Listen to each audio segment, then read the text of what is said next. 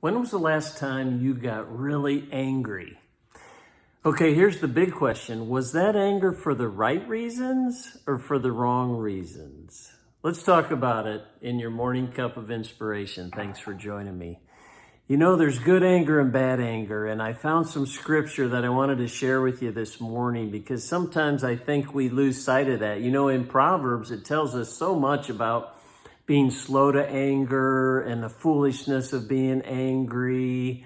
But yet at the same time, we also know that Jesus got angry when he went into the temple and turned over the money changers because he was so upset.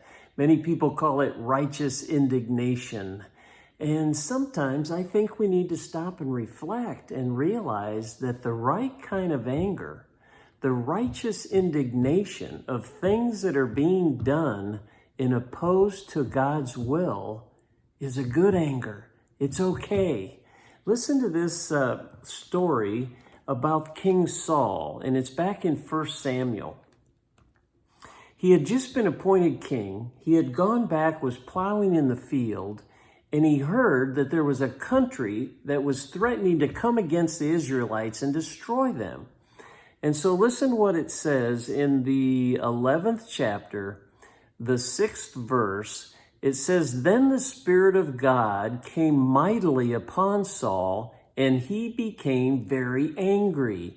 When the Spirit came on him, anger rose up within him." So that was a good anger, right?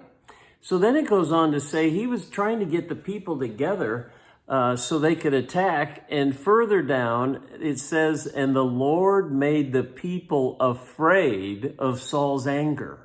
Saul was their leader. He was angry. The people were afraid, and they were like, we better do what he says. He was able to amass a huge crowd of warriors that could go to battle because they were afraid of his anger. There are so many things going on in this world right now and in our country that makes me angry. And sometimes I think I'm not an angry person, so I don't kind of move that direction. But I realize that there's times in my life when I need to get angry. And there's things I see, there's things I hear. And I'm going to work and pray for God to show me through his Spirit when to get angry, when to do something and say something that will be for God's benefit and for God's glory. So I want you to think about that today. When you get angry, do you get angry for the right things? I pray that you do, and I pray you'll continue to seek those times when anger can benefit the kingdom. God bless. Thanks for joining me for that morning cup of inspiration. We'll see you next time.